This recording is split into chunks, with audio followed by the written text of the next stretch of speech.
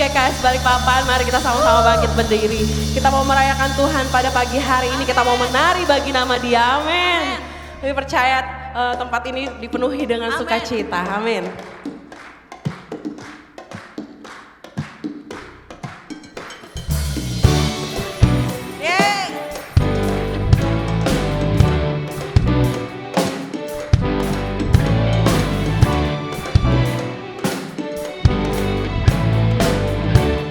Sama-sama kita naikkan pujian ini. Terima sukacita surga, itulah kekuatan bagi jiwa. Ku dapat rasakan kasih-Nya di tengah badai yang bergelora. Terima sukacita surga, itulah kekuatan bagi jiwa. Ku dapat saksikan kuasa-Nya, taklukkan badai yang bergelora. Haleluya, Kau ada dalam hatiku, takkan patah semangatku, takkan hilang kekuatanku. Haleluya, Kau bersorak bagi nama-Mu. Sukacita surga nyata penuhiku. Kita mau menari bagi Tuhan, amin. Mari jemaat Tuhan kita naikkan pujian ini lebih lagi.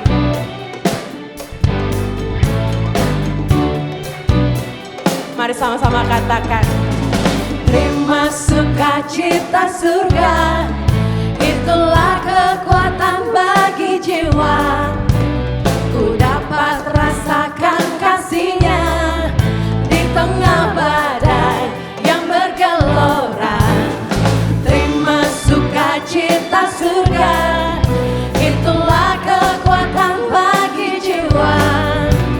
Ku dapat saksikan kuasa-Nya, taklukkan badai yang bergelora.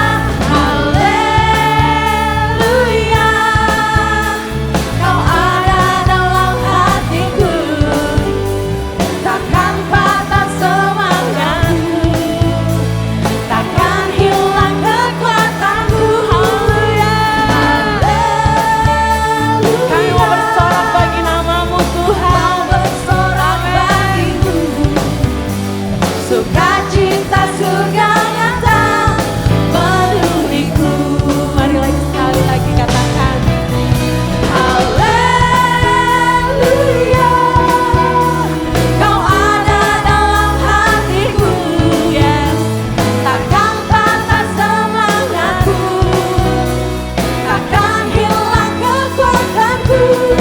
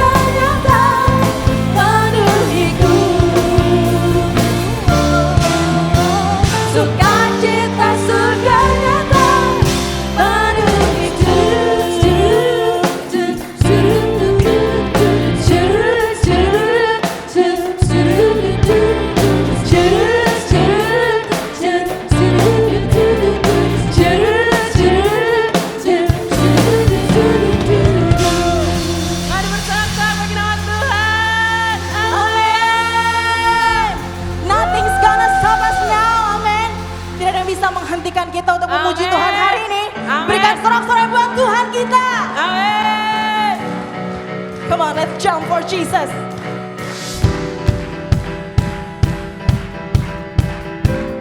Come on, ready church? Katakan sama-sama. I will sing of your love for me. In my life, you're my everything. Amen. Chains are broken, my eyes are open. You're my freedom now. You are coming up from the door. Amen. You are running into your life. You change my crying and into dancing. My life will praise you now.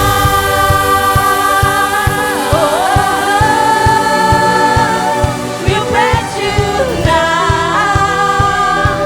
Oh, oh, oh. 1, 2, 3, say. Nothing's gonna stop us now. Nothing's gonna stop us now. From praising, praising, from praising you. Nothing's gonna stop us now. Nothing's gonna stop us now.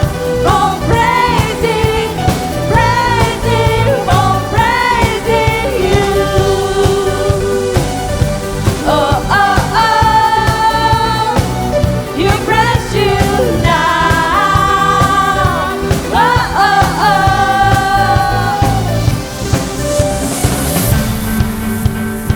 Hanya Tuhan yang layak ditinggikan. Amin. Katakan sama-sama.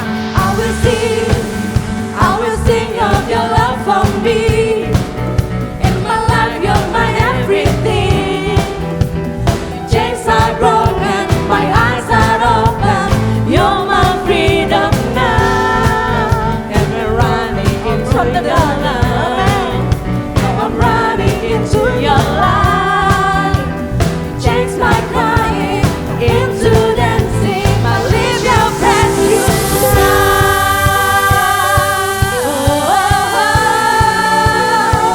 We praise you now. Oh, oh, oh. 1, 2, 3, say. Nothing's gonna stop us now. Nothing's gonna stop us now. From praising, praising, from praising you. Nothing's gonna stop us now. Yes, nothing's gonna stop us now. From praising, praising, from praising you. Oh, oh, oh. We praise you now. Oh, oh, oh. Kita sama-sama mau declare lagu ini. Kita mau enjoy memuji Tuhan hari ini. Yes.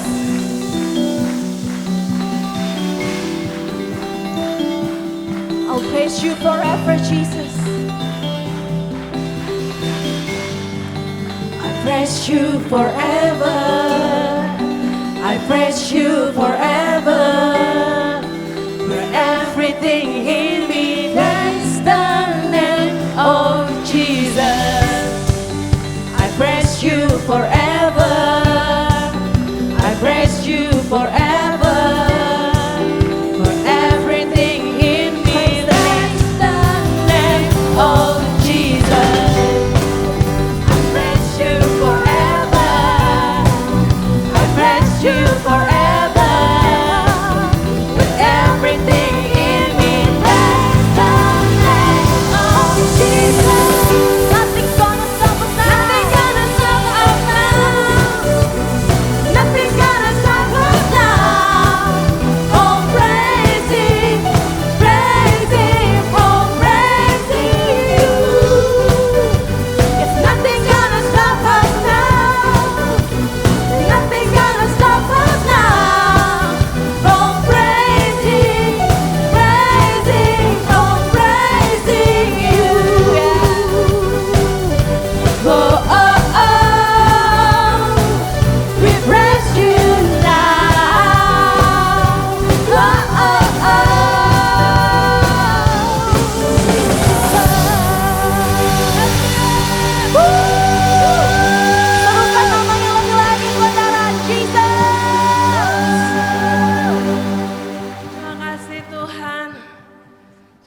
kasih Bapa. Terima kasih buat kebaikan-Mu dalam hidup kami Tuhan. Kami ada saat ini Tuhan. Semua karena berkat kemurahan-Mu Bapa dalam hidup kami Bapa.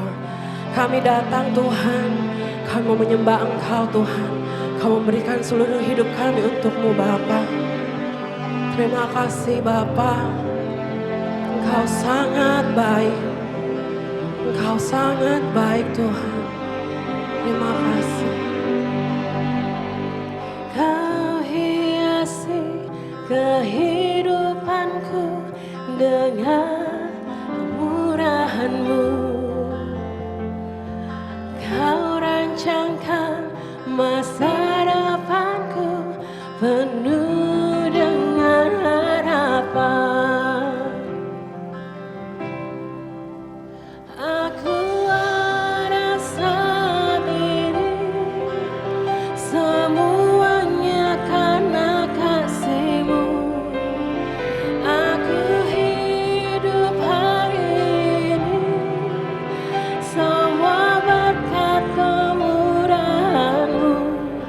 Terima kasih Yesus, Engkau sangat baik, teramat baik bagiku. Yes Tuhan, Engkau baik, Engkau teramat baik Tuhan. Mari jemaat Tuhan kita naikkan pujian ini. Kau hiasi kehidupanku dengan kemurahan-Mu. Kau rancangkan masa depanku penuh dengan harapan. Aku ada saat ini semuanya karena kasih-Mu. Aku hidup hari ini semua berkat kemurahan. Kami mau mengatakan terima kasih Yesus. Terima kasih Yesus, Engkau sangat baik. Engkau sangat baik, teramat baik. Aku ada saat ini semuanya karena kasih-Mu. Aku hidup hari ini semua berkat kemurahan-Mu. Terima kasih Yesus, Engkau sangat baik, teramat baik bagiku. Engkau baik Tuhan, Engkau teramat baik Bapa. Terima kasih Tuhan, baik Bapa. Terima kasih atas kasih-Mu. Mari jemaat Tuhan kita naikkan pujian ini. Aku ada saat ini semua karena kasih-Mu Tuhan. Terima kasih Bapa. Kami hidup saat ini Tuhan, semua berkat kemurahan-Mu Bapa. Kami mau mengatakan terima kasih. Terima kasih Yesus. Yes. Engkau sangat baik. Engkau sangat baik, teramat baik bagiku. Aku ada saat ini semuanya karena kasih-Mu.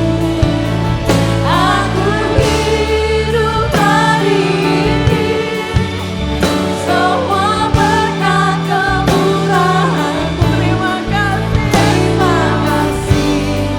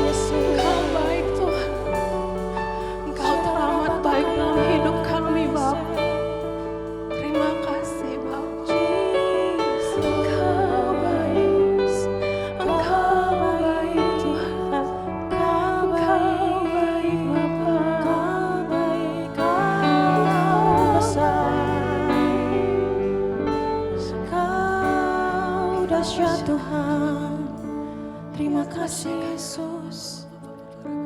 Thank you Jesus. Terima kasih untuk kasih setiamu Tuhan. Terima kasih untuk berkat-Mu, kemurahan-Mu. Kami boleh ada sampai saat ini. Kami boleh melewati setiap tantangan dalam hidup kami. Karena kami tahu ada Engkau dalam hidup kami Bapa. Terima kasih Yesus. Engkau Allah yang maha mendengar. Engkau Allah yang maha mengetahui. Pagi hari ini Tuhan, kami undang Engkau ya Bapa, untuk lebih lagi menjamah setiap umat-Mu di tempat ini. Kami buka hati kami, pikiran kami. Kami mau serahkan semuanya ke dalam tangan-Mu, biar hanya nama-Mu yang boleh kami ucap, kami tinggikan. Terima kasih Bapa, Engkau Allah yang maha mendengar.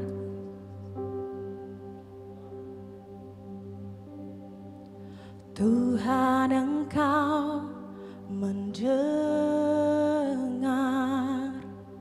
seruan hatiku dan keluhku, tak tersembunyi bagimu. Dalam kesesakanku, dalam kesesakanku, ku mau berdiam dan berharap padamu. Yesus, Kau sumber kekuatanku. Sebab aku ini milik-Mu, aku di dalam hati-Mu. Kasih setia-Mu yang menghidupkan aku.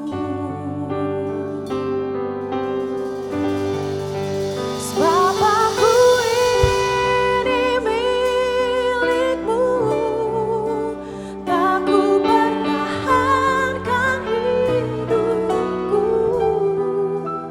biar kehendak-Mu kerjakanlah dalamku.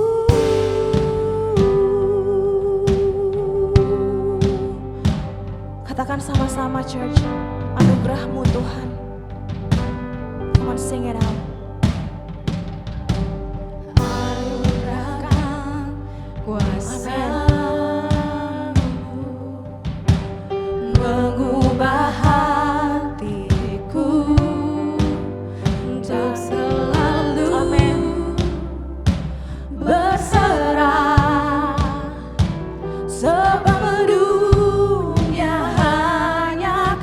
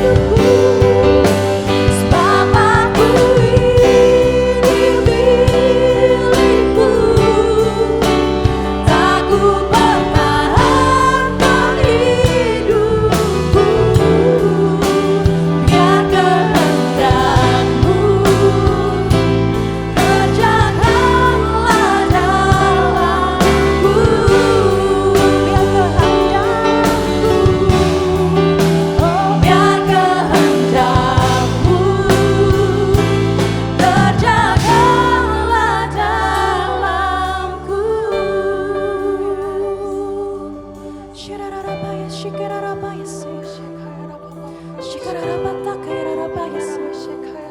Shikararabataka yararabayas. Shikararabataka yararabayas. Hirarabataka yararabayas. Shikirarabataka yararabayas. Shadakararabataka yararabayas. Hanya Kau Tuhan, hanya Kau Bapa, pemilik hidupku. Terima kasih Tuhan, Kau baik Tuhan. Shirarabayas, shirarabataka yararabayas. Saudara yang hadir tempat ini setuju bahwa hanya Tuhan pemilik hidup kita? Amin. Mungkin saudara datang dengan hati yang penuh kesesakan, hati yang penuh duka. Tapi ketika saudara nyanyikan lagu ini, kita imani lagu ini, bahwa hanya Tuhan pemilik hidup kami. Dalam kesesakan kami, Tuhan yang memulihkan. Tuhan yang menggantikan kedukaan kami dengan sukacita yang baru. Mungkin saat ini saudara, tanpa kita sadari, kita terlalu banyak meminta sama Tuhan.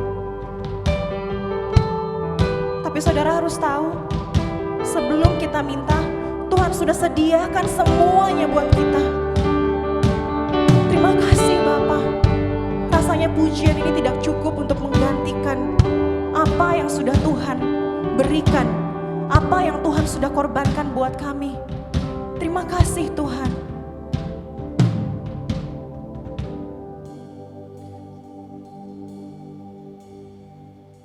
Sebab aku ini milik-Mu, aku di dalam hati-Mu. Amin. Ini suara umat-Mu Tuhan, dengarkanlah.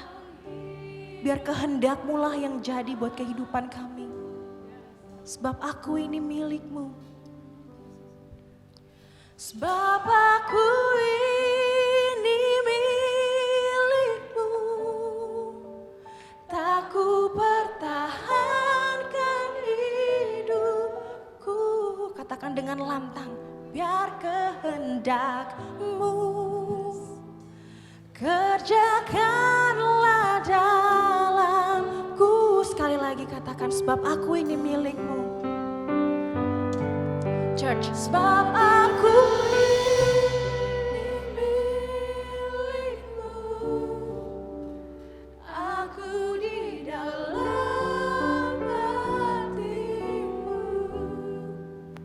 kasih setia-Mu yang menghidupkan aku. Sebab aku ini milik-Mu. Sebab aku ini milik-Mu, tak ku pertahankan, tak ku pertahankan hidupku. Biar kehendak-Mu kerjakanlah, kerjakanlah dalam. Biar kehendak-Mu, biar kehendak-Mu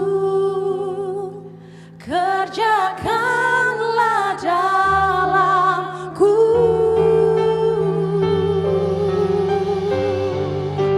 Biar kehendak-Mu kerjakanlah dalamku.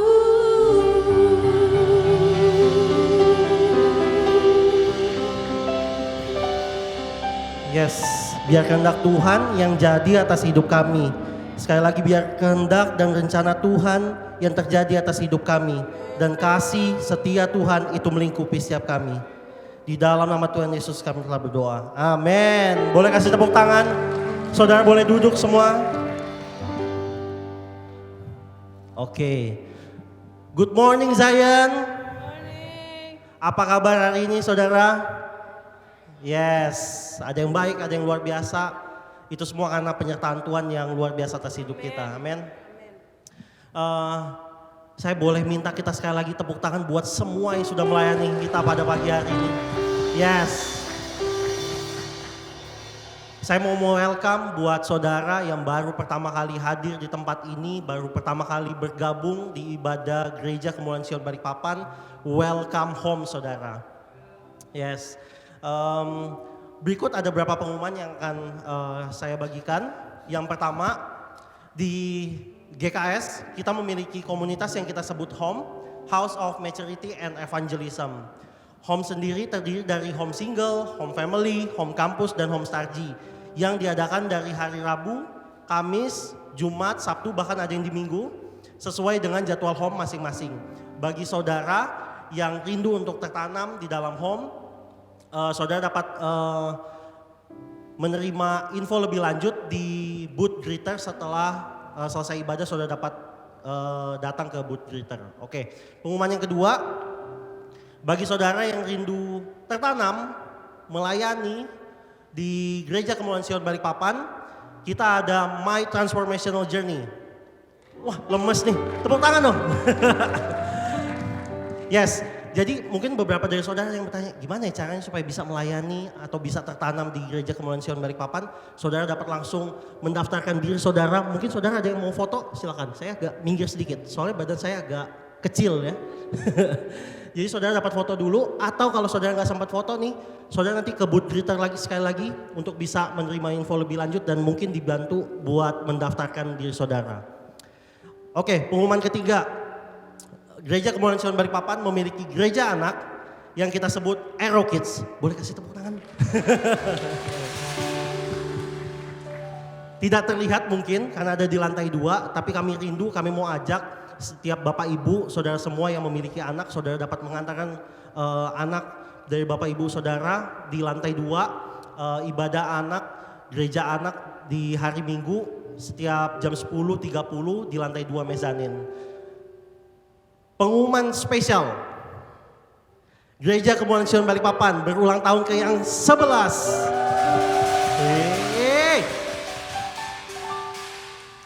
Diadakan pada tanggal 12 Juni, hari Minggu juga jam 10.30 di The Hall Pentasiti. Saudara mau ajak teman, mau ajak keluarga saudara, boleh banget diajak ke Special Sunday Service ulang tahun GKS yang ke-11. Sebelum kita memberikan persembahan, saudara boleh sambil menyiapkan persembahan saudara. Saya ingin membacakan ayat di Yesaya 25 ayat 1 di terjemahan baru. Ya Tuhan, Engkaulah Allahku, aku mau meninggikan Engkau, mau menyanyikan syukur bagi namamu, sebab dengan kesetiaan yang teguh, Engkau telah melaksanakan rancanganmu yang ajaib, yang telah ada sejak dahulu. Amin. Kita percaya, belum kita lahir, Tuhan udah punya rencana yang luar biasa atas hidup kita. Amin. Baik saudara, saya undang kita semua untuk angkat persembahan kita. Kita boleh angkat persembahan kita.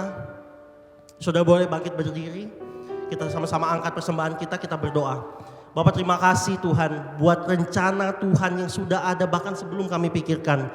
Kami percaya walaupun realita hari-hari ini cukup berat Tuhan, tapi kami percaya bahwa rancangan Tuhan itu penuh dengan damai sejahtera. Bahwa rancangan Tuhan bukan rancangan celakaan atas hidup kami. Bahwa rancangan Tuhan adalah rancangan yang terbaik yang bawa kami semakin naik menjadi kepala bukan ekor ya Tuhan. Hari ini kami mau memberikan persembahan Tuhan untuk menyenangkan hati Tuhan, untuk memuliakan nama Tuhan. Kau tidak pernah melihat berapa jumlahnya Tuhan, Kau melihat hati yang memberi ya Bapa. Terima kasih Bapa yang baik. Di dalam nama Tuhan Yesus semuanya siap memberi, sama-sama katakan amin. Tuhan, saya undang semua untuk bangkit berdiri, kita memuji Tuhan sekali lagi, kita mau menyembah Tuhan.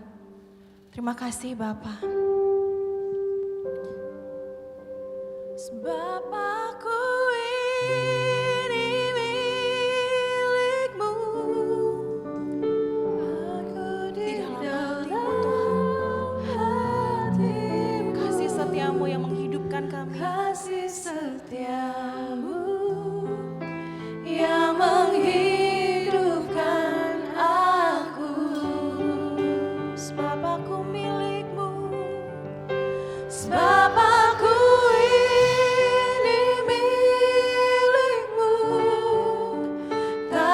pertahankan hidupku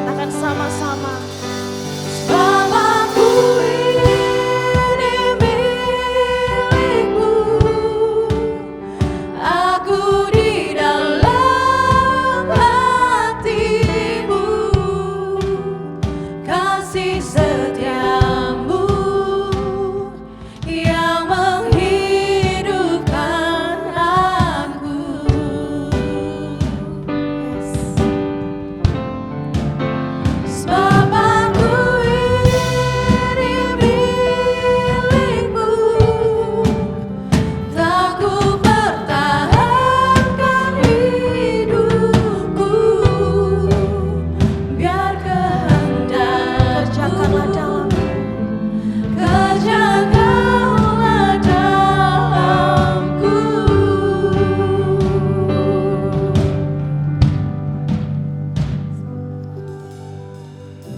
Pagi hari ini kami bersyukur untuk setiap anugerah Tuhan sehingga kami boleh ada di dalam rumah-Mu beribadah bersama-sama di tempat ini. Baik yang kami hadir secara on-site maupun kami yang menyaksikan ibadah ini secara online. Kami sungguh bersyukur untuk 1 minggu yang telah Tuhan berikan buat setiap kami sehingga kami boleh ada sampai hari ini. Kami adalah milik-Mu Tuhan dan itu gak pernah berubah.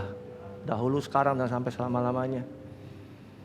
Terlepas dari bagaimana kehidupan kami, bagaimana kami menjalani kehidupan kami adalah tetap milik-Mu untuk selama-lamanya Tuhan. Pada pagi hari ini kami mau menerima kebenaran firman-Mu. Kami berdoa supaya setiap kebenaran firman-Mu boleh mengubahkan kami, mentransformasi hidup kami, mendewasakan hidup kami. Dan tetapi hamba-Mu bisa membagikan pesan dengan bahasa sederhana yang mudah diterima dan dimengerti. Terima kasih Bapa, yang di dalam nama Yesus kami berdoa dan mengucap syukur. Haleluya. Sama-sama saya katakan amin, amin, amin. Beri tepuk tangan buat Tuhan kita. Haleluya. Saudara boleh kembali duduk. Shalom, selamat pagi. Bagaimana kabar saudara pada hari ini? So I hope saudara dalam keadaan yang baik semuanya. Dan senang bisa menjumpai kembali saudara pada hari ini, ibadah hari ini secara onsite maupun secara online.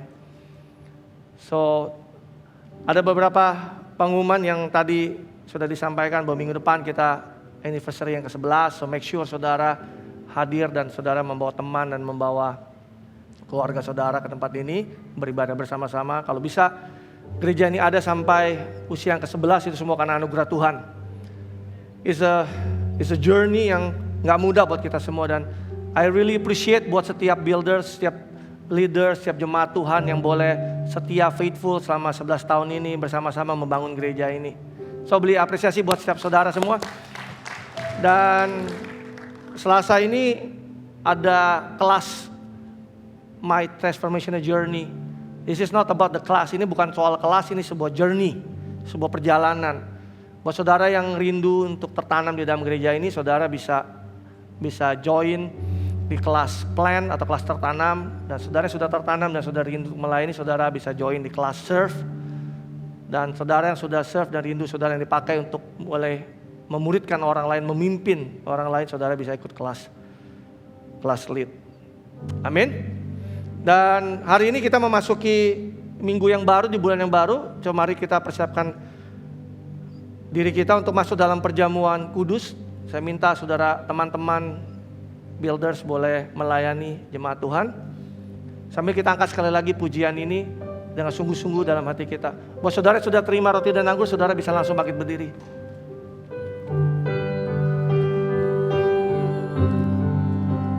Sebab aku ini milik-Mu, Aku di dalam hati-Mu, kasih setia-Mu yang menghidupkan aku.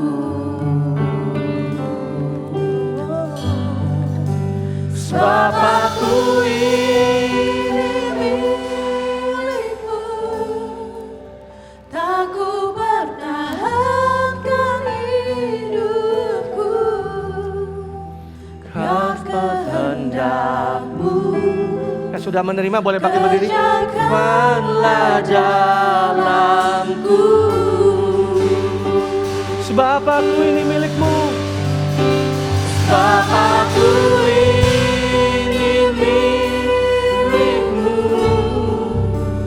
aku di dalam hati-Mu, kasih setia-Mu yang menghidupkan aku.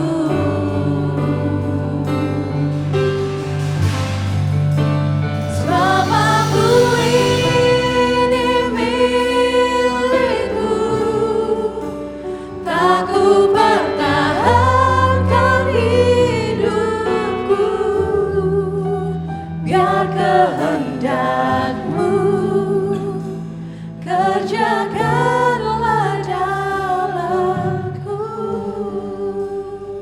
Apakah semua sudah menerima roti dan anggur? Kalau ada yang belum boleh lambaikan tangan. Kalau sudah semua, mari kita angkat roti ini di tangan kanan kita.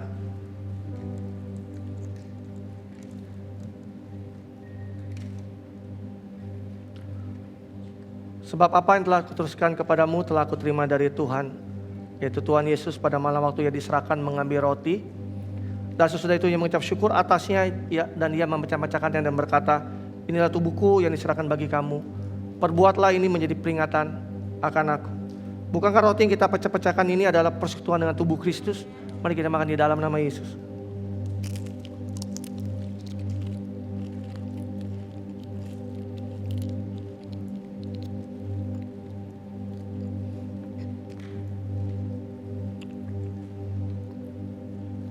Mari kita angkat cawan ini. Demikian juga yang mengambil cawan sesudah makan lalu berkata, cawan ini adalah perjanjian baru yang dimateraikan oleh darahku. Perbuatlah ini setiap kali kamu meminumnya menjadi peringatan akan aku. Sebab setiap kali kamu makan roti ini dan minum cawan ini, kamu memberitakan kematian Tuhan sampai ia datang. Bukankah cawan pengucapan syukur yang atasnya kita mengucapkan syukur adalah persekutuan dengan darah Kristus? Mari kita minum di dalam nama Yesus.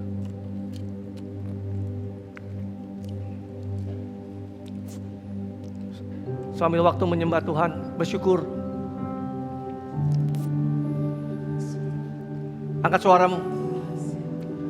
Jangan ada yang berdiam diri. Ucapan syukur untuk semua anugerah Tuhan, kebaikan Tuhan, untuk setiap karyanya di atas kayu salib buat kita semua, untuk penerimaan, penebusan dosa,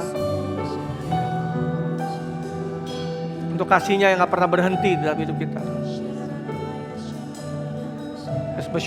Bersyukur. Terima kasih Bapa. Terima kasih Bapa. Thank you. Bersyukur untuk keluarga, untuk pernikahan, untuk pekerjaan, untuk bisnis, untuk kesehatan, untuk pelayanan, untuk gereja yang Tuhan berikan buat kita. Just give thanks. Terima kasih Bapa. Thank you Lord. Terima kasih Bapa. Roh Kudus-Mu terus bekerja di antara kami, di tengah-tengah kami. Pada saat kami mendengarkan firman-Mu, kami siap untuk mendengarkan firman-Mu. Hanya dalam nama Yesus kami berdoa. Amin. Amin, amin, amin, amin. Saudara boleh kembali duduk. Saudara siap untuk belajar firman Tuhan pada pagi hari ini? Mari siapkan catatan saudara. Kita memasuki di bulan Juni, di bulan yang baru, dan tema gereja kita adalah lifestyle atau gaya hidup. Dan saya mau bagikan apa sih definisi lifestyle supaya kita punya pemahaman yang benar dan tepat tentang lifestyle. Dan saya mencoba mencari di dalam dictionary-nya, lifestyle itu artinya adalah the typical way of life of an individual, group, or culture. Artinya gaya hidup adalah cara hidup yang khas dari individu, dari kelompok, atau dari budaya. So gaya hidup adalah cara hidup. So lifestyle is the way of life. Jadi dari gaya hidup adalah cara hidup itu sendiri. Nah, setiap individu, setiap kelompok, setiap budaya punya gaya hidup dan cara hidup yang berbeda-beda.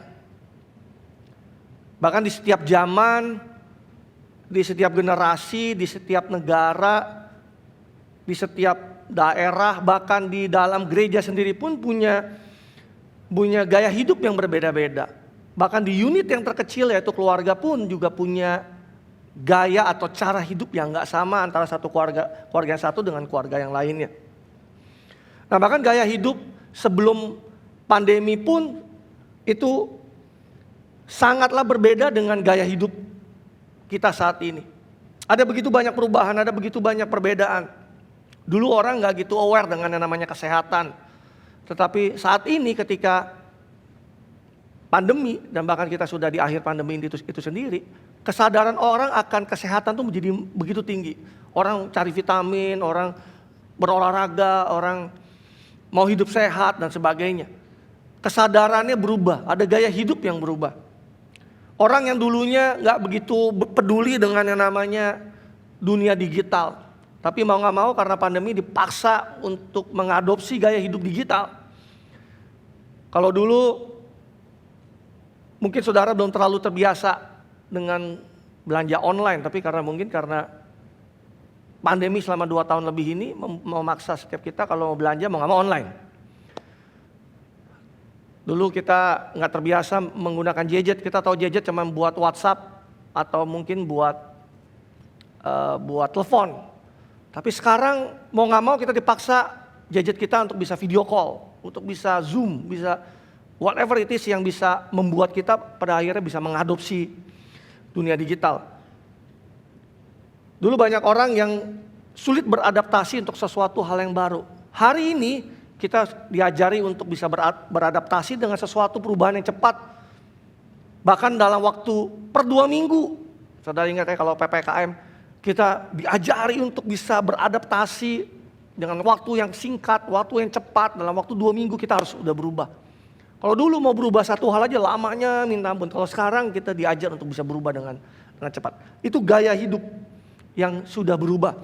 Nah sebagai anak Tuhan kita juga punya gaya hidup yang khas, yang punya ciri, yang mencerminkan kita bahwa kita adalah anak-anak Tuhan, bahwa kita adalah murid-murid Yesus. Bisa katakan amin?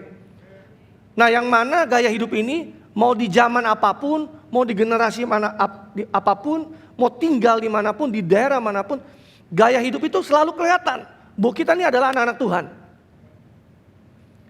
Jadi ini adalah sebuah gaya hidup yang tidak dibatasi oleh zaman dan waktu. Artinya zaman dahulu sampai zaman sekarang, gaya hidup itu gak berubah sebagai anak Tuhan.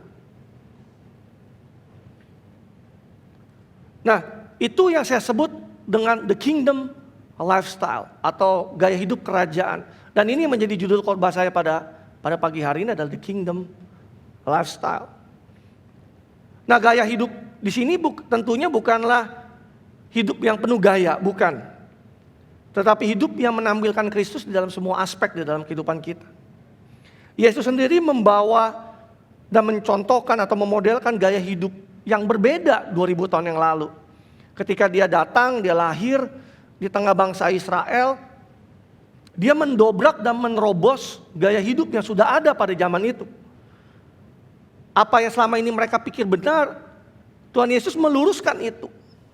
Dia menyatakan kebenaran itu. Dia menyatakan bahwa, hei, gaya hidup yang sesungguhnya adalah, yang Bapa mau adalah seperti ini.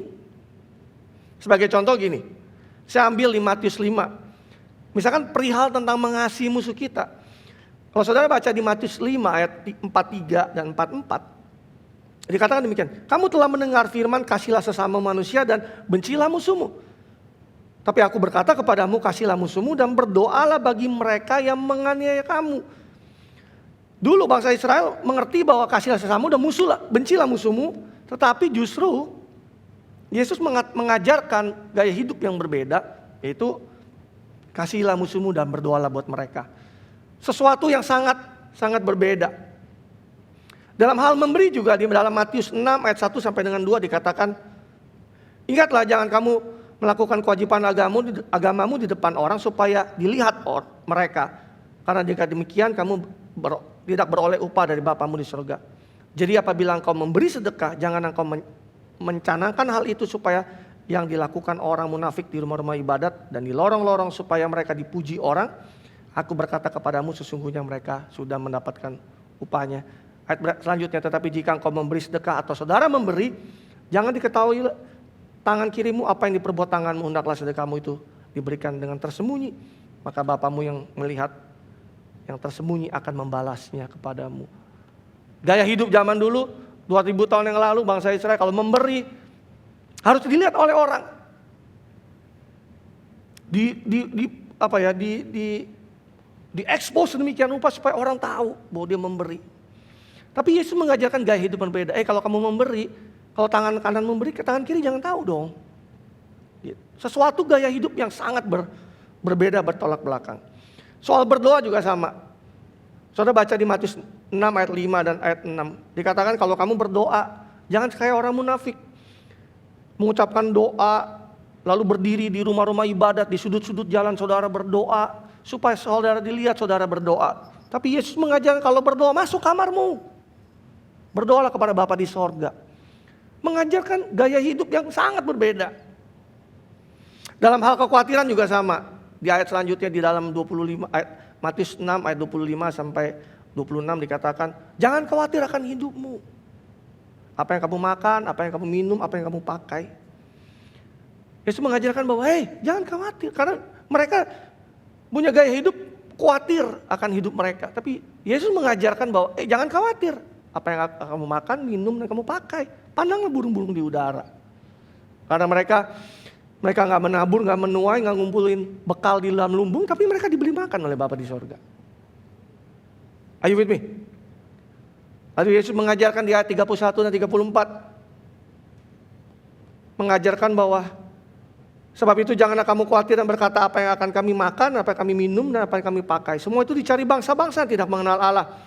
Akan tetapi Bapamu yang di sorga tahu bahwa kamu memerlukan semua itu. Tetapi carilah dahulu kerajaan Allah dan kebenarannya, maka semuanya akan ditambahkan kepadamu. Sebab itu janganlah kamu khawatir akan hari esok, sebab hari esok mempunyai kesusahannya sendiri. Kesusahan sehari cukuplah untuk sehari. Tuhan Yesus mengajarkan sebuah gaya hidup. Jangan khawatir. Kalau kamu khawatir, carilah dulu kerajaan Allah dan kebenarannya, maka semuanya itu akan ditambahkan kepadamu. Gaya hidup yang berbeda. Are you with me? Jadi Yesus menawarkan dan menunjukkan dan memodelkan gaya hidup yang berbeda seperti yang dihidupi oleh umat Allah pada waktu itu.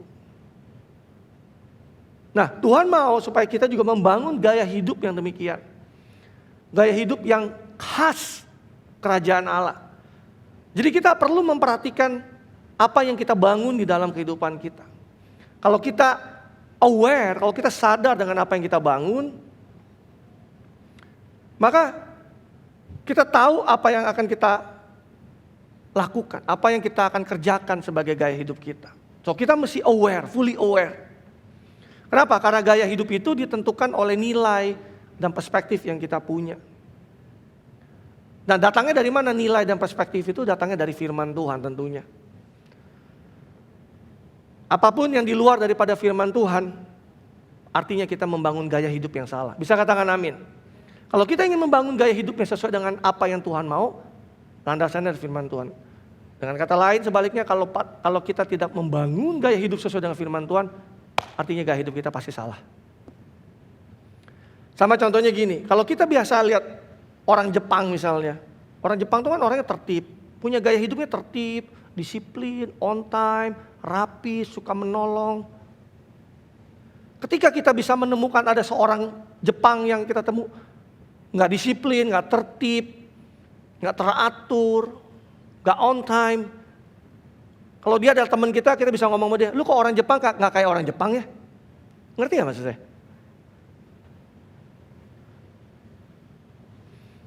Sama halnya kalau kita tidak membangun gaya hidup kerajaan, maka orang bisa berkata sama kita, kok lu anak Tuhan kayak gitu ya? Kok lu orang Kristen kayak gitu ya? Ngerti gak maksud saya?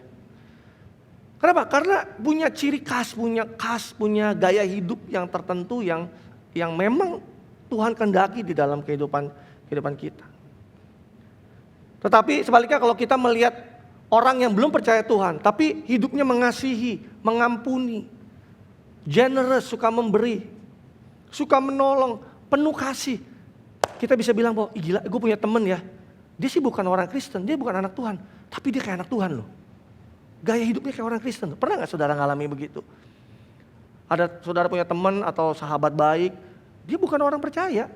Tapi gaya hidupnya generous, mengampuni, bisa menerima, bisa mengasihi. Ini lu lebih Kristen daripada orang Kristen. Ngerti ya maksudnya? Kenapa begitu? Karena orang Kristen itu punya ciri khas tersendiri. Nah, ini yang kita mau pelajari hari ini. Ada 3 hal gaya hidup secara garis besar yang saya ingin bagikan buat setiap saudara yang kita harus miliki sebagai anak-anak Tuhan. Yang pertama adalah relevan. Gaya hidup secara relevan.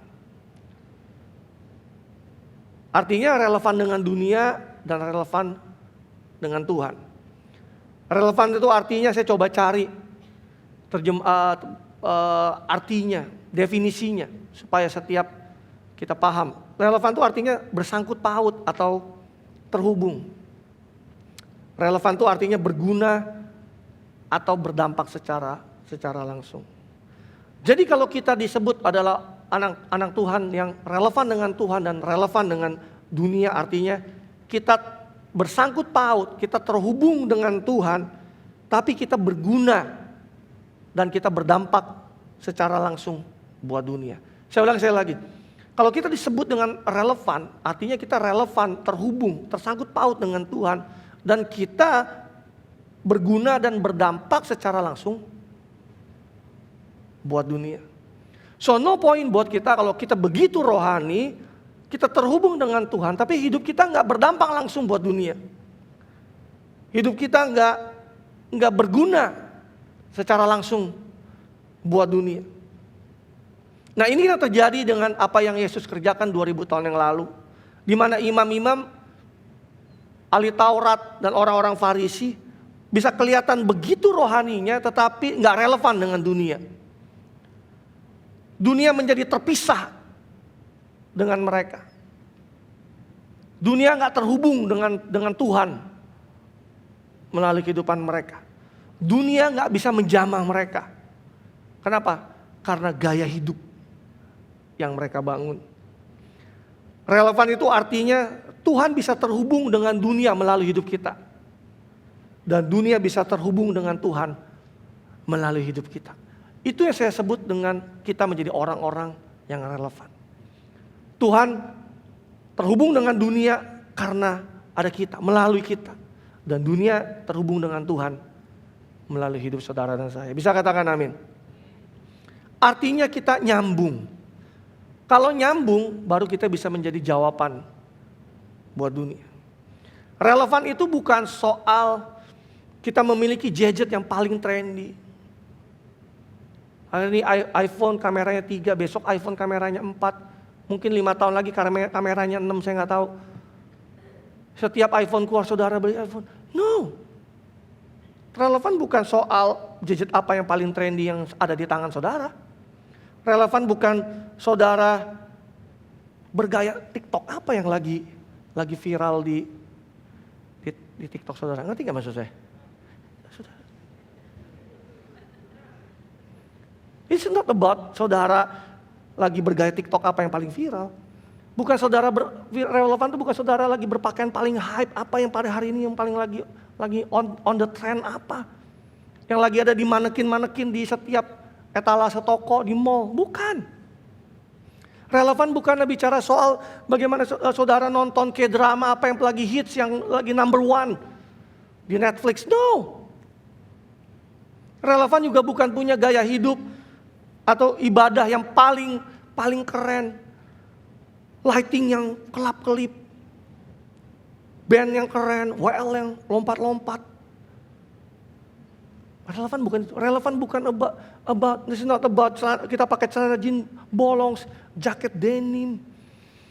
It's not about that. Are you with me? Relevan bukan soal kita pakai sepatu Keds Nike yang edisi terbaru. It's not about that. Relevan bukan itu. Relevan bicara tentang apa yang ada di dalam diri kita, bukan apa yang ada di luar kita. Relevan bicara tentang apa yang ada di dalam diri kita memengaruhi apa yang ada di luar kita. That's what we call relevant. Katakan amin. Relevan itu artinya pesan kebenaran, nilai-nilai yang kita hidupi bisa disalurkan dan disambungkan kepada dunia sehingga dunia itu bisa melihat dan mengenal Yesus melalui hidup kita. Itu adalah relevan. Saya ulangi sekali lagi. Relevan itu adalah pesan kebenaran dan nilai-nilai yang kita hidupi bisa disambungkan, bisa disalurkan kepada dunia melalui kehidupan saudara dan saya. Ada contoh di dalam Bible. Yuk kita baca di Kolose 3 ayat 12 sampai ayat 17. Ini contoh gaya hidup yang tadi saya katakan. Sudah siap? Dikatakan demikian, karena itu sebagai orang-orang pilihan Allah yang dikuduskan dan dikasihinya. Nah, ini kan sebuah pembukaan yang memang inilah. Karena itu sebagai anak-anak Tuhan, kenakanlah belas kasihan, kemurahan, kerendahan hati, kelemah lembutan dan kesabaran. Ini nih, udah jelas. Ini gaya hidup ini loh belas kasihan, kemurahan, kerendahan hati, kelemah lembutan, dan kesabaran. Sabarlah kamu seorang terhadap yang lainnya. Ampunilah seorang akan yang lainnya apabila seorang menaruh dendam terhadap yang lain. Sama seperti Tuhan telah mengampuni kamu, kamu perbuat juga demikian. Forgive, ampuni. Selanjutnya, dan di atas itu semua, kenakanlah kasih. Tuh gaya hidupnya. Kenakanlah kasih sebagai pengikat yang mempersatukan dan menyempurnakan. Hendaklah damai sejahtera Kristus memerintah dalam hatimu, karena untuk itulah kamu telah dipanggil menjadi satu tubuh, dan bersyukurlah. Tuh, saya lagi sebutin semua gaya-gaya hidupnya. Ayat selanjutnya, hendaklah perkataan Kristus diam di dalam segala kekayaannya di antara kamu. Tuh, firman Tuhan tinggal dalam hidup kita.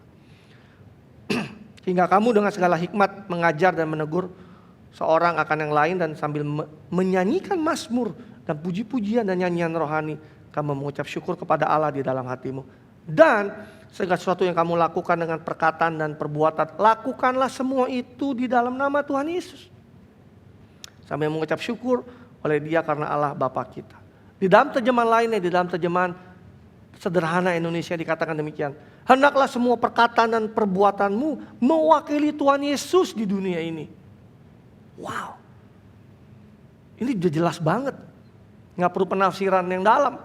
Hendaklah semua perkataanmu dan perbuatanmu mewakili Tuhan Yesus di dunia ini.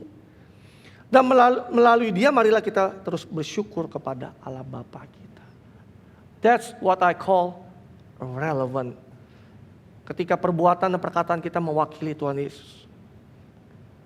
Misi gereja ini adalah to build relevant disciples with faith, love, and beauty of Christ. Membangun murid-murid yang relevan dengan iman, kasih, dan kemurnian Kristus. No point kita menjadi murid tapi kita nggak relevan hidupnya. Tapi kita mau bangun hidup murid-murid yang relevan, yang nyambung dengan Tuhan, yang nyambung dengan dunia. Dan ini yang saya sebut gaya hidup kerajaan. Yang kedua, gaya hidup yang kedua yang kita bangun dalam kehidupan kita adalah seimbang. Tadi pertama relevan, yang kedua adalah seimbang. Gaya hidupnya seimbang atau balance. Keseimbangan itu sangat penting. Seimbang dalam semua aspek dalam kehidupan kita. Seimbang dalam kerohanian kita. Seimbang di dalam pernikahan kita, dalam keluarga kita, dalam pekerjaan kita. Di dalam bisnis kita, dalam kesehatan kita. Dalam pelayanan kita, dalam sekolah atau kuliah kita. Balance is very important. Jangan sampai kita menjadi anak Tuhan yang hidupnya gak seimbang. Gak balance. Jangan sampai cuma rajin pelayanan tapi babak belur dalam kehidupan yang lainnya. Jangan sampai kita menjadi orang Kristen yang begitu kelihatan rohaninya, begitu jagonya dalam pelayanan tetapi babak belur dalam hal keuangan. Babak belur dalam pernikahan, babak belur dalam pekerjaan. Babak belur dalam sekolahnya maupun dalam kuliahnya. Saya ambil contoh di dalam Bible dan ini saya cukup sering untuk membagikan ini. Di 2 Raja-Raja 4 ayat yang pertama, ada satu kisah di dalam Bible yang cukup mengenaskan buat saya. Salah seorang dari istri-istri para nabi mengadukan halnya kepada Elisa sambil berkata, hambamu suamiku sudah mati dan kau ini tahu bahwa hambamu itu takut akan Tuhan. Tetapi sekarang penagih hutang sudah datang untuk mengambil kedua orang anakku menjadi budaknya. Seorang hamba Tuhan, seorang nabi Tuhan, seorang yang takut Tuhan, tapi keuangannya babak belur. Dan pada akhirnya ketika dia mati meninggalkan hutang dan istri anaknya dikejar-kejar oleh pinjol. There's no point for us. Kita melayani Tuhan, kita hamba Tuhan. That's very good. Dan itu yang harus kita bangun. Tapi kita gak bisa ketika satu hal kita kerjakan lalu kita melupakan hal yang lainnya yang perlu kita kerjakan. There's no point kita hebat dalam pelayanan, pernikahannya babak belur. Keluarga lupa dibangun, anak-anak lupa dibangun. Anak-anak benci sama orang tuanya. Anak-anak berjarak dengan orang tuanya. Karena orang tuanya begitu sibuk dalam melayani. Istri pada akhirnya pertama mendukung, pada akhirnya nggak mendukung sama sekali. Karena pelayaran itu akhirnya menjadi pemisah antara dia dengan suaminya atau dengan istrinya. Are you with me? Tapi juga jangan justru sebaliknya, hebat dalam cari uang, kerja luar biasa, karir bagus, kerja siang malam, tapi lupa kerohaniannya nggak dibangun. Pusat hidupnya bergeser dari Tuhan, bergeser jadi uang. Jadi cinta uang bukan cinta Tuhan. Ini juga nggak balance. Are you with me? Begitu sibuk cari kerja, cari uang, begitu sibuk kerja, lupa bahwa kerohaniannya perlu dibangun. Lupa bahwa kita tuh perlu untuk melayani Tuhan. Saya pernah bagikan ini di 1 tahun atau 2 tahun yang lalu tentang khotbah tentang health trinity, tentang trinitas kesehatan. Kita harus sehat secara rohani, secara mental atau jiwani, juga sehat secara fisik atau jasmani. Jadi 3 hal ini kita nggak boleh pisahkan. Kita nggak bisa memisahkannya satu daripada yang lain. Namanya juga trinitas, tritunggal. 3 menjadi 1. Itu harus kita punya sehingga kita punya gaya hidup yang seimbang. Di 3 Yohanes 1 ayat 2 dikatakan, saudara-saudara yang kekasih, aku berdoa supaya semoga engkau baik-baik dan sehat-sehat saja dalam segala sesuatu. Soal kita mengatakan, hei sehat dalam segala sesuatu. Sama seperti jiwamu baik-baik saja. Di dalam terjemahan lainnya dikatakan, saudara yang saya kasihi, saya berdoa kiranya kamu berhasil dalam segala hal dan selalu sehat. Sama seperti kehidupan rohanimu yang sehat. Soal kita mengajarkan kepada kita, semuanya segala sesuatunya sehat. Katakan sama saya sehat. Ketiganya harus sehat. Dan saya harus mengatakan kepada saudara bahwa sehat itu bukan keadaan yang permanen. Bukan kalau kita udah sekali sehat lalu kita selama-lamanya sehat. Hari ini sehat, kalau kita tidak terus mengupayakannya, kalau kita tidak terus membangunnya, bisa saja suatu waktu jadi sakit. Jadi sehat itu harus diupayakan, harus dijaga, harus dibangun. Tadi saya katakan, karena sejak pandemi, awareness kita, kesadaran kita akan kesehatan jasmani itu menjadi begitu luar biasa. Minum vitamin, olahraga, berjemur di pagi hari. Itu menjadi begitu punya kesadaran akan kesehatan secara jasmani. Pertanyaan saya adalah, apakah kita punya kesadaran untuk membangun kesehatan kita secara mental atau mungkin secara rohani? Yang mengerti katakan amin. Jangan kita jadi orang yang sibuk menjaga kesehatan fisik kita, jasmani kita, tetapi latihan rohaninya enggak dilakukan. Di 1 Timotius 4 ayat 8 di dalam terjemahan firman Allah yang hidup ini dikatakan begini. Latihan jasmani itu baik. Jadi kalau saudara olahraga, saudara nge-gym, saudara fitness, itu baik. Tetapi latihan rohani jauh lebih penting dan merupakan daya pendorong dalam segala sesuatu yang kamu lakukan. Jadi latihlah diri secara rohani. Dan jadilah orang Kristen yang lebih baik. Karena hal itu tidak saja bermanfaat dalam hidupmu sekarang ini, tetapi juga dalam hidupmu yang akan datang. So latihan jasmani itu baik. Olahraga itu baik. Latihan fisik itu baik. Fitness, gym itu baik. Saya juga nge-gym. Saya juga fitness. Saya juga olahraga. Tapi Alkitab mengatakan latihan rohani itu jauh lebih penting. So, we have to balance our life. Are you with me? Jangan kita condong berat yang satu, kita abaikan kesehatan yang lainnya. Karena akan berdampak yang fatal. Saudara tahu nggak kalau kita kesehatan rohani kita sakit dan terus dalam keadaan seperti itu, Apa yang mau Tuhan rencanakan dalam kehidupan kita, kita nggak nyampe pasti. Ini sudah ngerti nggak maksud saya?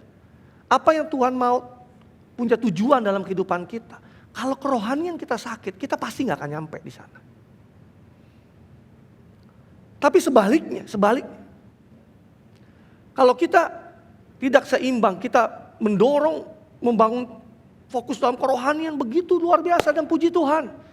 Tapi kita juga nggak pernah olahraga. Kita nggak membangun jasmani kita. Akhirnya gampang sakit. Sedikit ini sakit, sedikit itu sakit. Sedikit ini kecapean, sedikit itu ngenak badan, sedikit itu masuk angin.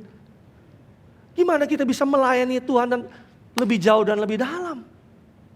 Saudara ngerti gak sih maksud saya? Saudara terlihat begitu diam pagi hari ini. Saudara ngerti gak maksud saya?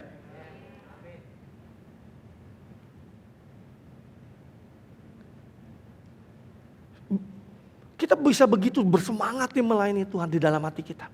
Tapi kalau fisik kita lagi lemes, lagi lelah, lagi gak enak badan.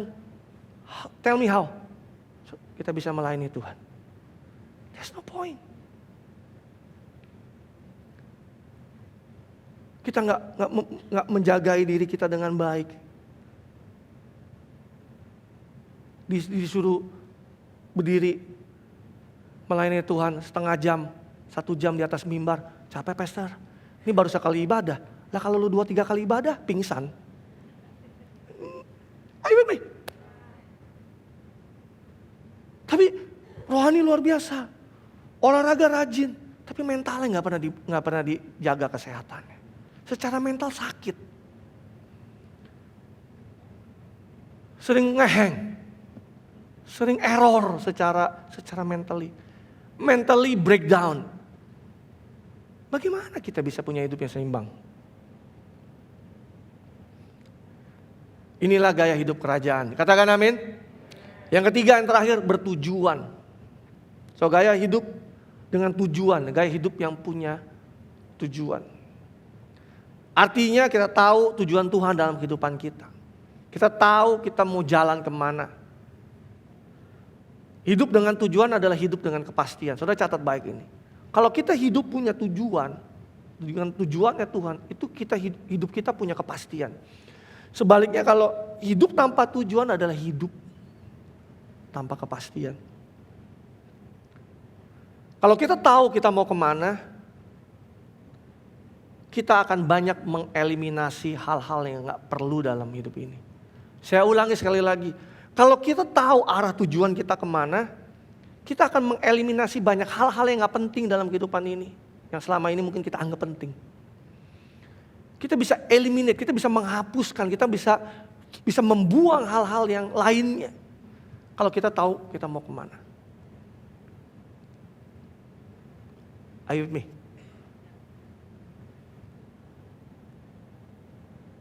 Kalau kita tahu apa yang kita mau, kita tahu apa yang kita tidak mau. Apa yang kita mau dalam hidup ini? Kita mau tujuan Tuhan terjadi dalam hidup kita. Kita mau menyenangkan Tuhan. Kita mau memuliakan Tuhan dalam hidup ini. Karena kita tahu itu, jadi kita tahu apa yang kita nggak mau lakukan. Kalau hidup kita bertujuan, kita tahu apa yang perlu kita lakukan dan kita tahu apa yang tidak perlu kita lakukan. Saudara ikuti saya nggak sih? Are you with me? Kalau hidup kita bertujuan, kita tahu apa yang harus kita lakukan dan kita tahu apa yang tidak harus kita lakukan. Kenapa? Kalau kita punya tujuan. Kalau kita nggak bertujuan hidupnya, ya udah campur aduk semua yang perlu nggak perlu dilakukan, yang harus nggak harus dilakukan. Dan bahkan mungkin kecondongannya melakukan apa yang nggak harus dilakukan, yang nggak perlu dilakukan. Yesus memberikan contoh buat kita semua. Di dalam Yohanes 4 ayat 34 di dalam bahasa Indonesia masa kini dikatakan. Lalu Yesus berkata, makananku adalah mengikuti kemauan Dia yang mengutus aku dan menyelesaikan pekerjaan yang diserahkannya kepadaku. Yesus tahu tujuan hidupnya adalah Dia mengikuti kemauan Bapa, mengikuti kehendak Bapa dan menyelesaikannya. Dan kita tahu Dia menyelesaikan tuntas, tas di atas kayu salib, dan Dia berkata, it is finished, it is done. Tuntas, tas. Jadi dia bisa pada waktu 2000 tahun yang lalu Yesus bisa mengeliminasi begitu banyak hal dalam hidupnya. Ada satu kali ketika Yesus melakukan mukjizat 5 roti dan 2 ikan di mana 5.000 orang laki-laki dan belum anak-anak dan wanita. Ribuan orang diberi makan. Dan orang-orang itu berusaha untuk menjadikan Yesus raja atas mereka. Dan Yesus tahu panggilanku bukan ini. Panggilanku itu di situ, di Golgota. Saudara ngerti gak maksud saya? Coba kalau kita gak ngerti tujuan, wah gue diangkat jadi raja nih. Boleh juga nih. No. Kalau hidup kita bertujuan, jadi kita tahu apa yang harus kita lakukan. Apa yang kita mau. Apa yang perlu kita lakukan. Dan kita tahu apa yang gak harus, yang gak perlu, yang kita gak mau. Contoh lain, gaya hidup Yesus adalah melayani. Dia punya tujuan di dalam dunia ini untuk melayani. Di dalam Matius 20 ayat 28 dalam terjemahan sederhana Indonesia dikatakan. Saudara perhatikan ini. Kalian harus mengikuti teladanku kata Tuhan. Karena sang manusia datang ke dunia ini bukan untuk dilayani oleh orang lain tetapi untuk melayani. Dan memberikan hidupku sebagai korban untuk menebus banyak orang dari dosa-dosa mereka. Alkitab mengatakan bahwa Yesus datang untuk melayani, bukan untuk dilayani. Jelas firman Tuhan yang katakan bahwa kamu harus mengikuti teladanku. Kalau Yesus aja datang untuk melayani, siapa kita? Hidup tidak mau melayani. Are you with me? Tuhan aja memberikan contoh bahwa, aku aja datang melayani. Siapa kita? Kita hidup gak mau melayani Tuhan. Atau bahkan berhenti melayani. Saya mau bagikan secara singkat tahapan kerohanian kita. Saya masih ada waktu sedikit. Pada waktu kita lahir baru, kita bayi rohani. Pada waktu kita bayi rohani, kita dikasihi. Diperhatikan, diemong orang bilang, disuapi, diasuh, dikasih susu. Supaya apa? Supaya bayinya bertumbuh. Tapi ada waktunya ketika kita bertumbuh, bayi itu menjadi seorang anak. Nah anak itu beda sama bayi. Anak itu mulai makan makanan keras. Anak itu udah gak lagi minumnya susu-susuan lagi. Ada satu waktu dia lepas dari susu, dia mulai makan makanan keras. Makanan solid. Anak itu udah menerima kasih yang bukan lagi sayangku. Kamu baik-baik aja ya, I love you. Kasihnya udah mulai berubah menjadi kasih yang mendisiplin. Saudara ngerti maksud saya? Didisiplin supaya dia menjadi lebih baik. Supaya nilai-nilai yang kita tanam dalam hidupnya bisa tertanam dan bisa bertumbuh dalam kehidupannya. Makanya kalau seorang anak, catat baik ini, seorang anak didisiplin, dia akan stay. Kalau dia adalah seorang anak. Anak saya disiplin, gak ada yang bilang, Daddy aku gak mau jadi Daddy lagi, aku kabur aja dari rumah. Aku bukan anak Daddy lagi. Seorang anak didisiplin, kalau dia tahu dia seorang anak, he will stay. Karena tahu disiplin itu memberikan atau mendatangkan kebaikan buat dirinya. Gak ada dia bilang, aku gak mau ganti bapak aja deh. Dedinya diganti. No. Kalau seorang anak, he will stay. So dengar baik ini. Ini poin saya di sini. Ketika anak terus bertumbuh, pasti dia punya kerinduan untuk melayani. Sama seperti bapaknya melayani. Dia gak mungkin tinggal diam. Kalau diantara saudara sampai satu waktu saudara dalam kerohanian saudara, aku ingin melayani.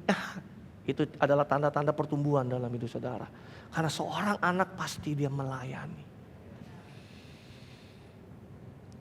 Dan seorang anak kalau dia lihat ada sesuatu yang kurang, dia gak banyak komplain. dia akan langsung kerjakan. Dia akan langsung memberikan kontribusi. That's a son. Saudara dengar baik ini. Ini penting sekali. Kalau dulunya seseorang melayani Tuhan, lalu berhenti melayani, hati-hati saudara, dia sedang mengalami yang namanya kemerosotan atau kemunduran. Dia sedang kehilangan pertumbuhan kerohanian. Kok pastor bisa ngomong begitu? Yes, seorang yang bertumbuh kerohaniannya, dia akan punya kerinduan selalu untuk terus melayani Tuhan. Kalau sampai itu hilang dalam hati saudara, hati-hati, itu saudara sudah mengalami yang namanya penurunan dan kerohanian saudara berhenti bertumbuh. Saya mau kasih tahu saudara begini, kita diciptakan Tuhan untuk melayani. Kalau kita berhenti melayani, ada yang disfungsi di dalam diri kita. Kalau kita berhenti melayani, kita berhenti dalam tujuan Tuhan di dalam kehidupan kita. Kita kehilangan tujuan Tuhan dalam kehidupan kita. Hidup kita menjadi idol. Ada yang hilang di dalam diri kita. There's something missing inside of us. Ini meninggalkan lubang di dalam diri kita. Di mana kita berusaha, saat ini kita nggak ngerti. Saya berusaha kerja sedemikian rupa, saya berusaha cari uang sedemikian rupa. Saya bisa memiliki apa saja, saya bisa punya ini.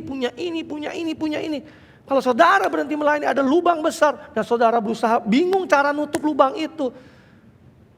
Kembalilah melayani Tuhan. Gak ada yang amin? Saudara bisa punya apapun, saudara boleh punya prestasi apapun.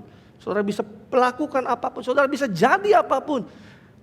Kalau saudara gak melayani, there's something inside of us. Ada lubang yang besar yang gak bisa terfulfill, gak bisa terpenuhi. Rasanya ada yang kurang aja hidup ini. Rasanya gue udah punya ini, gue punya ini. Tapi kayaknya ada yang kurang aja ya dalam hidup ini ya. Saya mau kasih tahu saudara, melayani Tuhan.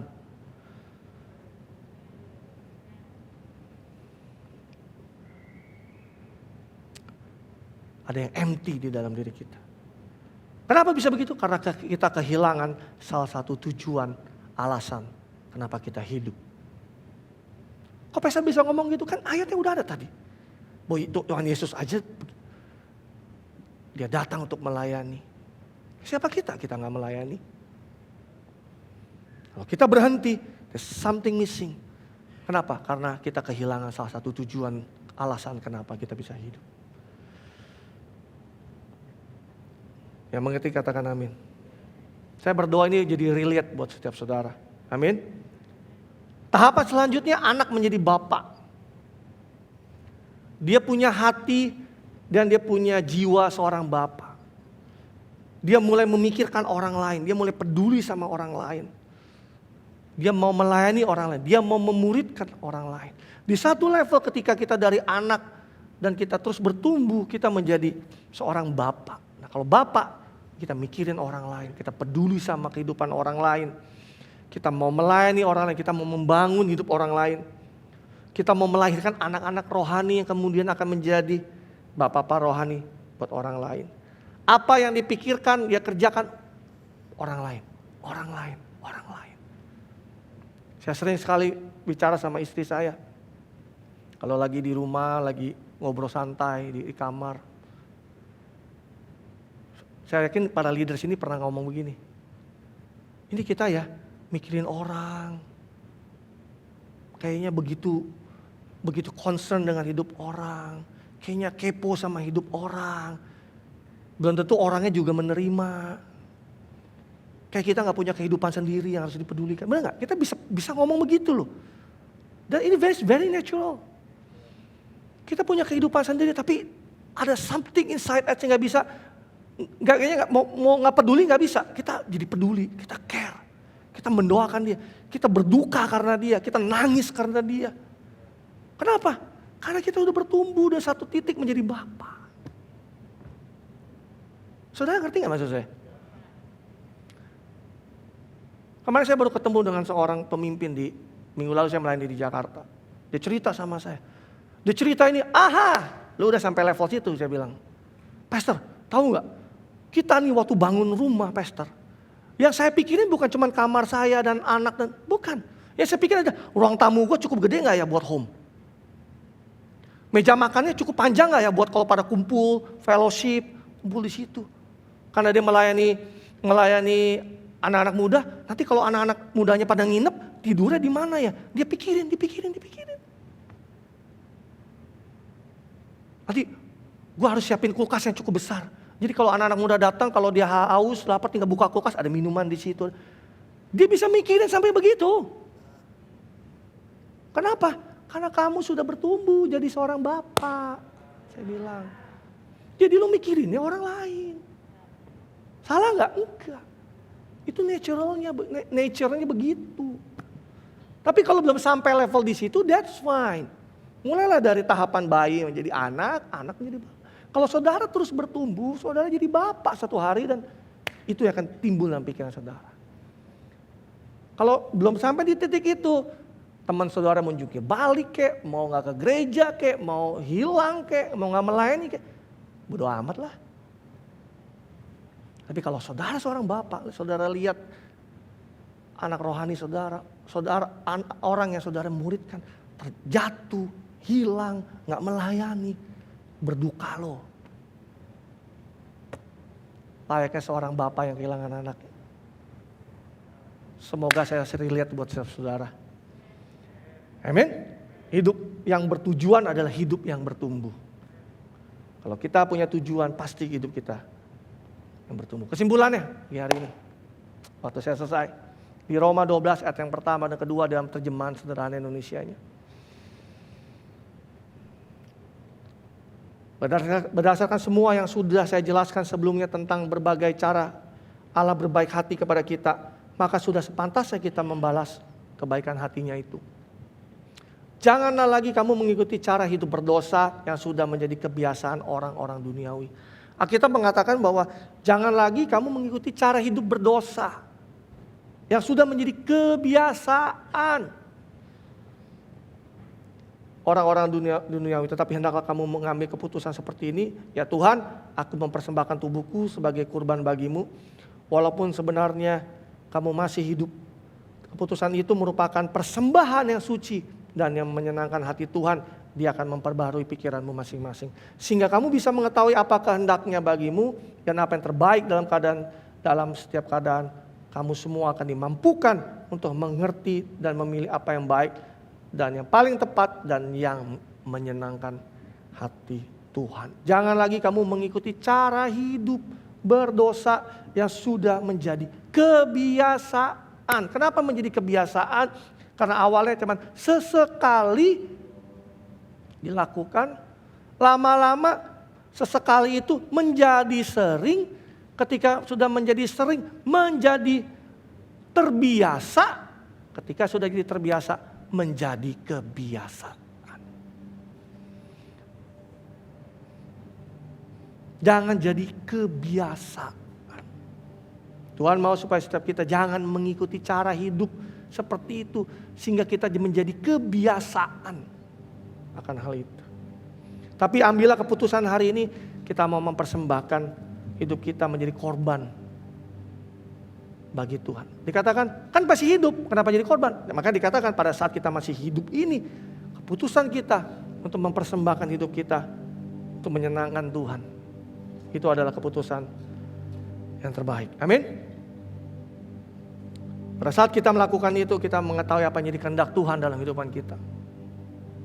Kita tahu apa yang terbaik dalam setiap keadaan. Alkitab katakan, kita semua dimampukan untuk mengerti dan memilih apa yang baik dan apa yang tidak baik.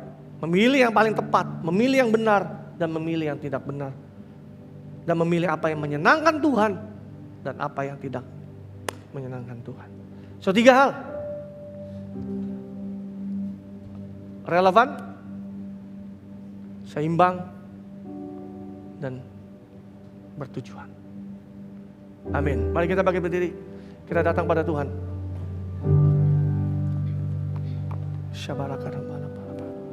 Terima kasih Tuhan.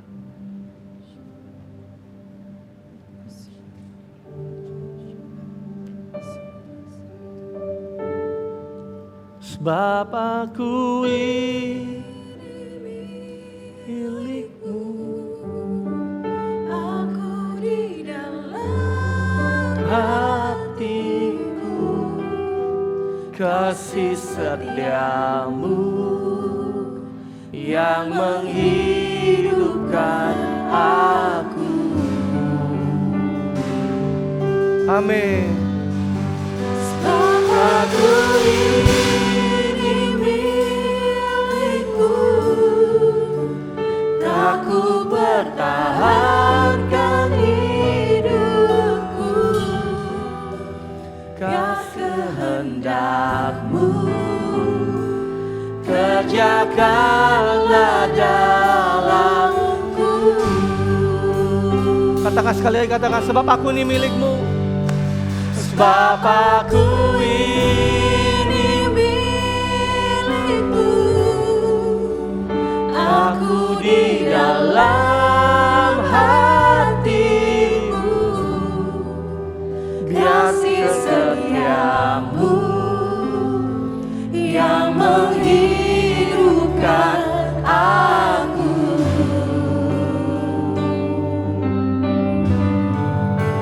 Sebab aku ini milikmu,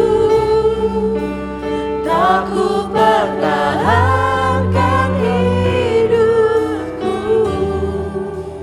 biar kehendakmu kerjakanlah dalamku. Church, listen to this. Hari ini kita belajar, di bulan ini kita belajar tentang gaya hidup. Bahwa setiap orang punya gaya hidup yang berbeda-beda. Dan sebagai anak Tuhan, Tuhan juga mengingini gaya hidup kita seperti gaya hidup anak-anak Tuhan. Gaya hidup yang mencerminkan, yang mewakili Tuhan sendiri. There's a big difference, big gap antara gaya hidup dunia dengan gaya hidup anak-anak Tuhan. Dan hari ini kita belajar ada 3 hal. Mari kita bangun hidup kita, gaya hidup yang relevan. Jadi orang yang relevan, punya kerohanian yang terhubung dengan Tuhan, kehidupan yang terhubung dengan Tuhan. Tapi kita juga nyambung dengan dunia. Kita juga berdampak dan kita berguna secara langsung buat dunia. Punya kehidupan yang seimbang, balance in every area in our life. Pada saat hidup kita balance, kita bisa menjadi berkat buat bagi banyak orang. Sehat secara kerohanian, secara mental, atau jiwa, maupun sehat secara jasmani. Yang ketiga, hidup yang punya tujuan. There's a purpose in our life. Nah, salah satunya adalah melayani Tuhan. There's something missing inside of us. Pada saat kita berhenti melayani Tuhan, kita boleh mencoba menutupi segala sesuatu itu dengan banyak hal dan kesibukan. Nggak akan bisa digantikan kecuali kita kembali melangkah melayani Tuhan. Pada saat kita melayani Tuhan, saya percaya di situ pertumbuhan terjadi dalam kehidupan kita. So I pray buat setiap saudara, terlepas saudara dalam kondisi apapun, saudara berada di level apapun, saya berdoa supaya gaya hidup itu kita miliki dalam kehidupan kita. Amen. So I want to pray for you. Saya mau berdoa Tuhan, kamu berdoa Tuhan buat setiap jemaatmu yang ada secara onsite ibadah pada hari ini maupun secara online, kami berdoa. Tuhan, kalau kami diajari di bulan ini untuk membangun gaya hidup, kami berdoa, tolong kami dalam setiap kelemahan kami, kekurangan kami, untuk kami bisa terus sadar bahwa Engkau punya ekspektasi dalam kehidupan kami untuk bisa membangun gaya hidup seperti yang Kau kehendaki. Gaya hidup yang menyenangkan-Mu, gaya hidup yang memuliakan nama-Mu Tuhan, gaya hidup yang mewakili-Mu Tuhan. Tolong kami Roh Kudus, tolong kami,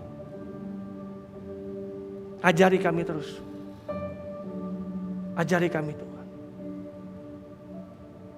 I pray in Jesus name buat setiap jemaat-Mu, supaya lahir dari gereja ini orang-orang yang punya gaya hidup kerajaan, gaya hidup seperti yang Kau mau Tuhan. Sehingga kami boleh dikenal sebagai anak-anak Tuhan, sebagai murid-murid-Mu. In Jesus name. Hamba-Mu berdoa untuk setiap keluarga, pernikahan, setiap pribadi, setiap kerohanian, pekerjaan, bisnis, sekolah, kuliah, kesehatan, pelayanan dari setiap jemaat-Mu. Hamba melepaskan berkat di dalam nama Yesus. Kalau mungkin minggu-minggu ini mereka masih menghadapi struggle dalam kehidupan mereka. Kau yang menjadi penolong yang setia dalam kehidupan mereka. Kau yang gak pernah meninggalkan mereka sedetik pun. Kau yang menjadi sumber di atas segala sumber dalam kehidupan mereka. Kalau ada di antara anak-anakmu yang kekurangan hikmat, biar kau memberikan hikmat itu. Kalau mereka membutuhkan terobosan jalan keluar, mereka menemukan itu di dalammu. Kalau mereka mengalami sakit, penyakit, mereka menerima kesembuhan dan mukjizat yang daripadamu. In Jesus name. Terima kasih Bapak. Dan kalau di minggu depan kami akan celebrate ulang tahun gereja ini yang ke-11. Kami mau merayakan dengan penuh sukacita. Tuhan pakai kami untuk invite semua teman-teman saudara kami. Kami mau celebration bersama-sama. Rumah ini adalah rumah yang tidak sempurna Tuhan. Tapi Kau yang menyempurnakan setiap pribadi yang ada di dalam gereja ini. Terima kasih Bapak, berdoa untuk Indonesia. Speak blessing, we speak peace over Indonesia in Jesus name. Dan berdoa untuk Balikpapan, untuk damai sejahtera atas kota ini. Terima kasih Tuhan Kau membawa kami sejauh ini keluar dari pandemi. Dan pada saat transisi menuju endemi ini kami melihat kemuliaan Tuhan. Kami melihat gereja-gereja Tuhan bangkit. Bahkan kalau kami mendengar ada begitu banyak anak-anak Tuhan yang belum comeback kembali ke gereja. Kami berdoa di dalam nama Yesus. Mereka boleh digerakkan kembali untuk datang ke dalam rumahmu. Bersekutu kembali secara korporat, secara onsite in Jesus name. Terima kasih Bapak. Dan jemaat Tuhan sebelum kita pulang, angkat dua tanganmu dan terimalah berkat dari Allah Bapa dan melalui putra terkasih Tuhan kita Yesus Kristus dan melalui persekutuan inamis bersama Roh Kudus yang selalu mendewasakan kita dan membangun gaya hidup seperti yang Tuhan mau mulai dari hari ini sampai selama-lamanya. Dan setiap kita yang telah diberkati Tuhan sama-sama saya katakan amin. God bless you. Happy Sunday dan see you next week.